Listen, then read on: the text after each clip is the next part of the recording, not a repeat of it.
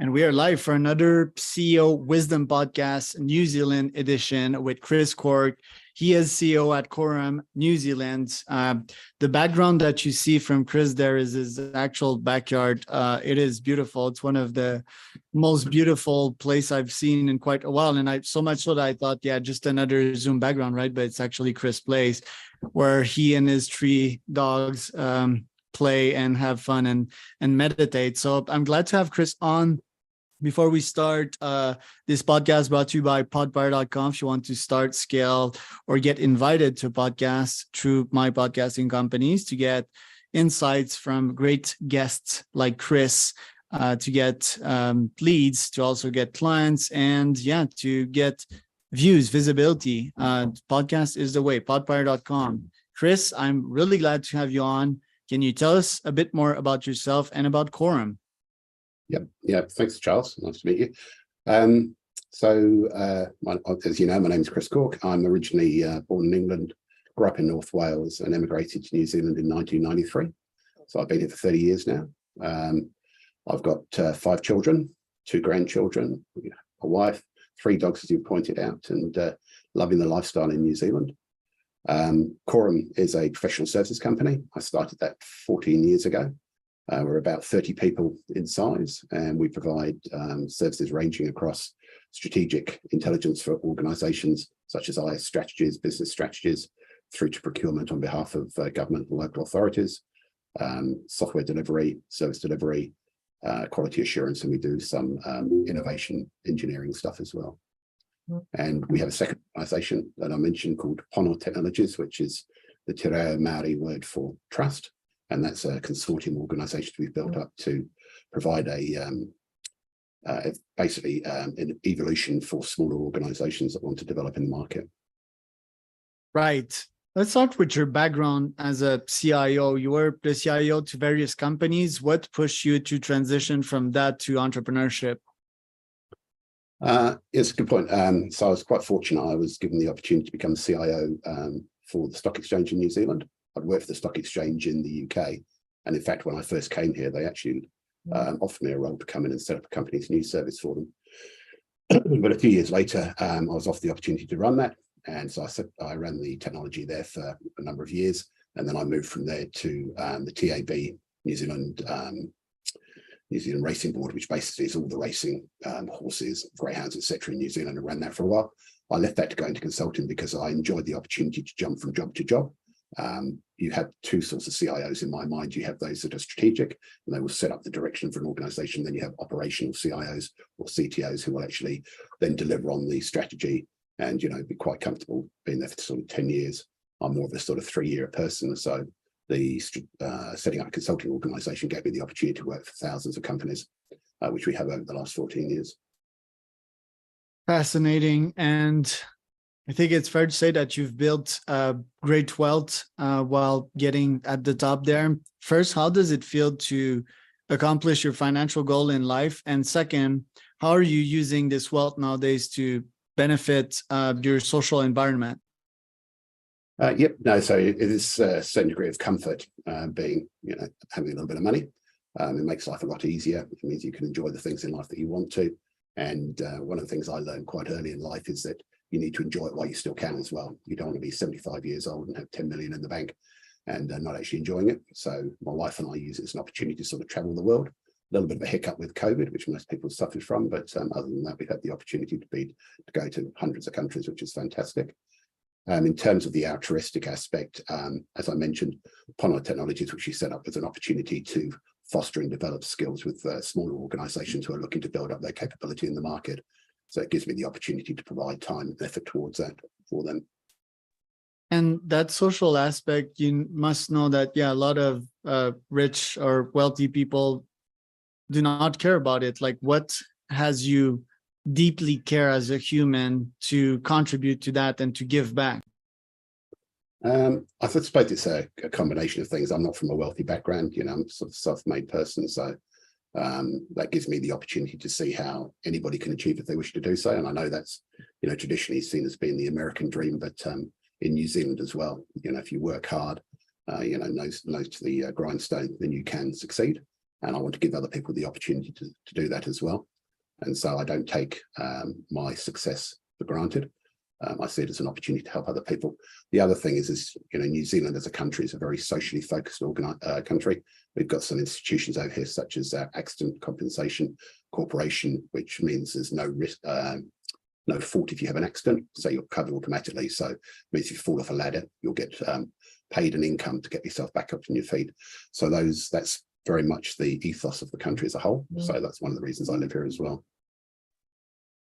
Do you think that is the right way to go as a country if you want to stimulate growth? For example, Silicon Valley, the mindset, well, so maybe let's not mix the social and business world, or maybe we could, because Silicon Valley, it's kind of, I'm by myself, I'm eating ramen, and I'm with a couple of co-founders in a basement building this billion-dollar startup. I don't have much help. I have VCs giving me cash, but that's pretty much it. And leave me alone. It's really the laws of the jungle. What do you think about that via the Canadian government, for example, that will give out huge grants to startup to have them at least try, but most of them not surviving via all the unicorns that are produced by an ultra-libertarian system in the Silicon Valley?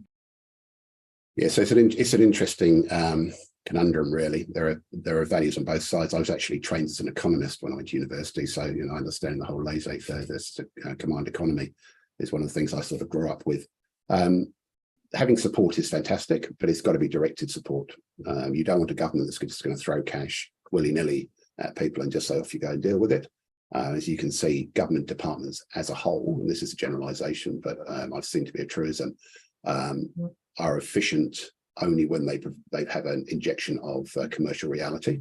So if you leave them to run on their own, unfettered, they turn into beer moths, which basically don't deliver on anything. The flip side of that is if you have people that are just basically making it on their own, they don't have the opportunities that can be presented to them. A government has the opportunity to provide avenues for development, for marketing, for commercial entry. And so you have to find that happy middle ground between the two. So yeah, I'd say and you've got to have the ability and the wisdom to provide advice and guidance to people as well. I mean, your podcast is a prime example where you're sharing your learnings with people and giving them the opportunity to learn from other people's experiences so they don't make the same mistakes. Fully agree with you there. Had various folks that ran NGOs in Africa, and they pretty much say the same thing, like one striking sentence is like, give someone money for free, you won't see it back. Give someone a loan and you'll see like accomplishment, and you'll see potentially a thriving business. And in my case, my first startup was a nootropic, so a supplement for the brain in Canada. And we were funded by, I think it's called Futurepreneur and the BDC, which is a Bank of Development in Canada.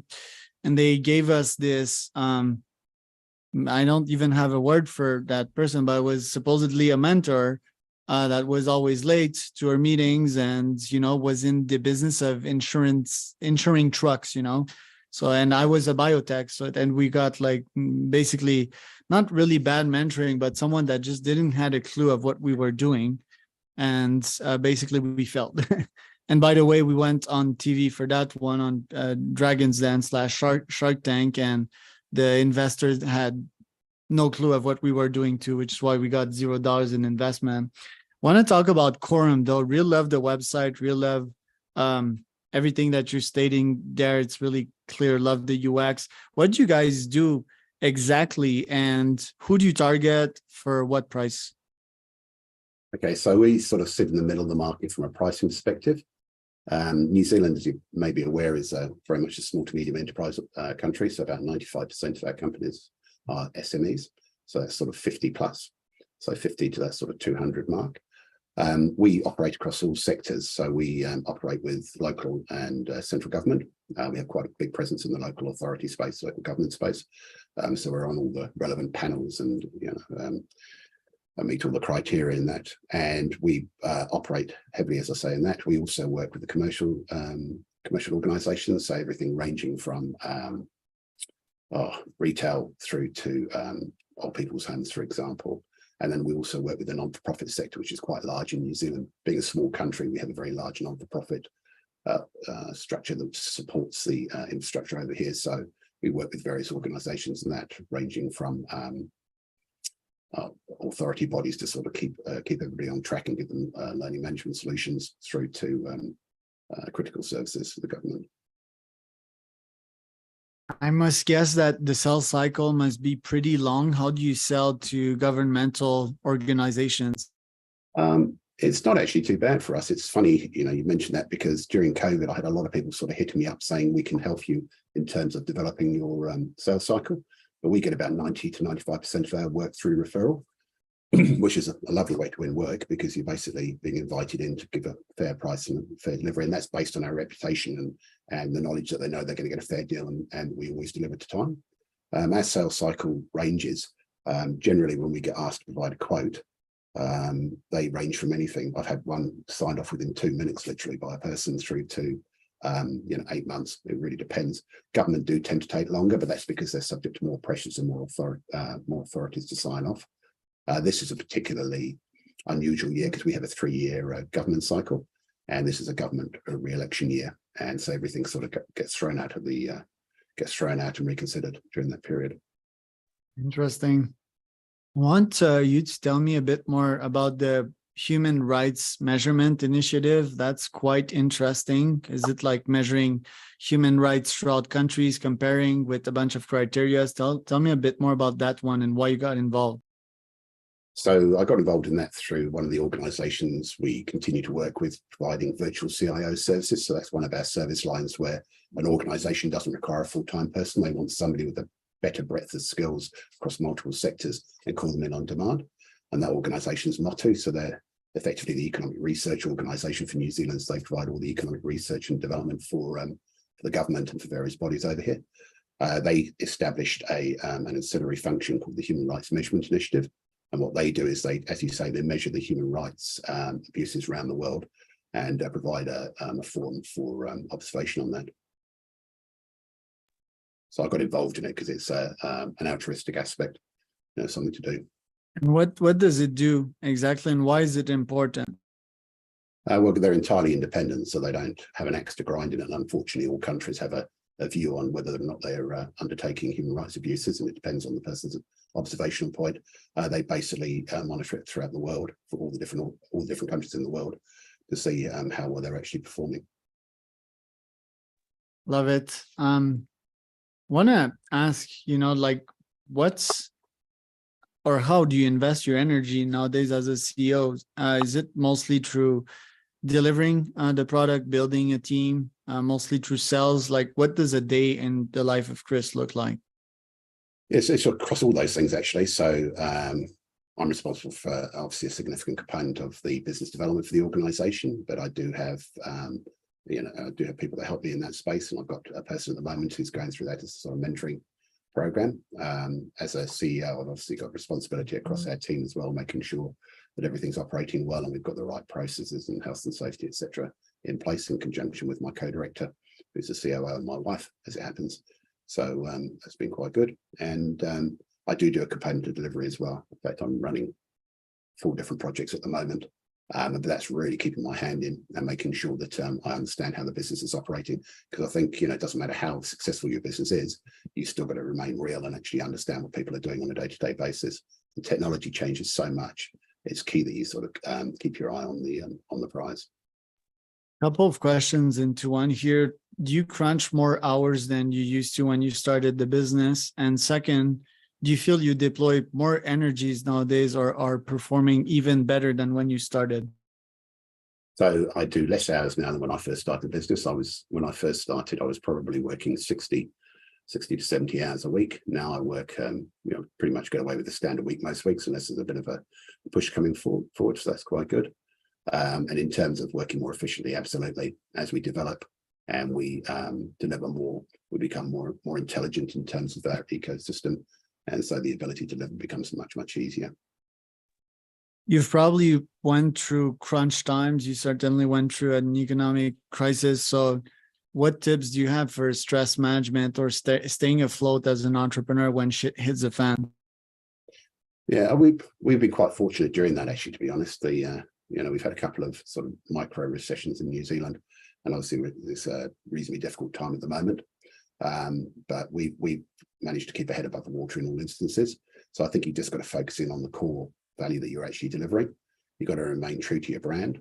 You know, if you've made commitments to clients and you're going to deliver quality products, you need to continue to do that, because clients will stand with you during the bad times and the good times.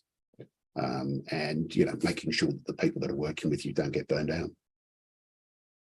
You've written in the interview questions that you were a bit cynical. Why did you write that? And has being cynical served you in your professional and personal life?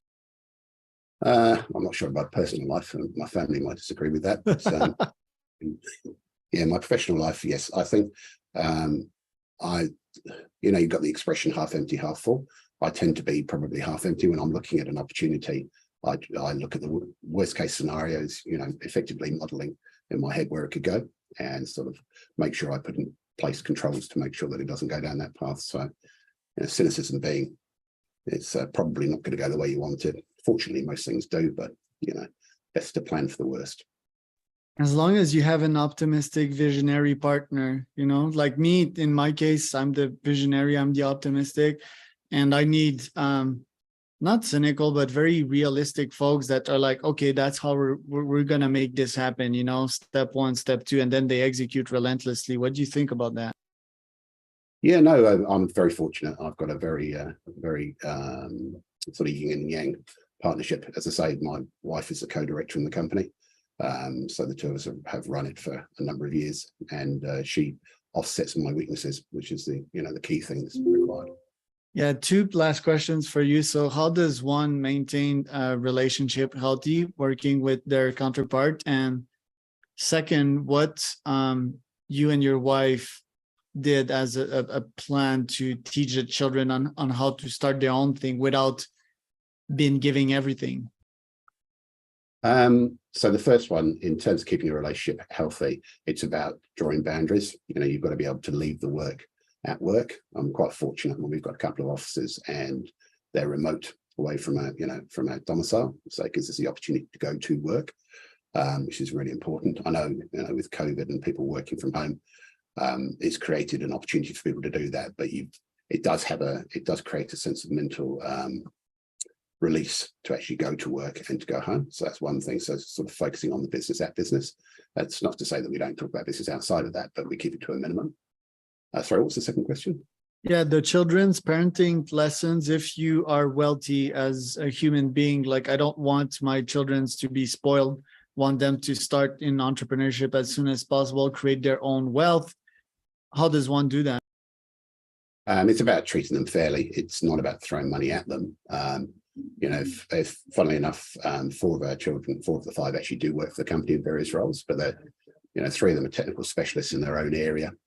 So, they deliver incredible value to the business, and they're treated the same as everybody else. So, we have a very flat structure, and it gives people the opportunity to succeed on their own merits. So they just have to work for what they want. I want to ask a technical question to a technical mind. So is it true that from 0 to 1 children, it's 100% difficulty? Then from 1 to 2, it's 110. Then from 1 to 2 to 3, it's 120. Is that how it works in terms of difficulty? More children are definitely easier. They keep each other occupied and they entertain each other. If you've got one child, you're the total focus. Funnily enough, my youngest daughter's finding that at the moment because I've got a 9-month-old grandson, and he's the focus of her life. Lovely lad that he is. Wow. Yeah, I'm aiming for 3 for that reason, and like a year apart or something like that. Chris, thank you so much for all the value that you've dropped. Yeah, lots of insights here. Where can people find out more about you? Oh, there you are. Sorry, you disappeared for a second. Yep, you can find me on LinkedIn, or you can find me on the CORUM website.